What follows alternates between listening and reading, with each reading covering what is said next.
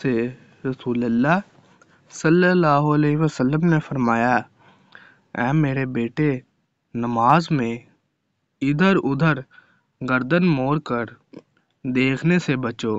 نماز میں گردن موڑ کر ادھر ادھر دیکھنا ہلاکت ہے۔ اگر دیکھنا ضروری ہی ٹھہرے تو نفل نماز میں دیکھو، نہ کہ فرض میں۔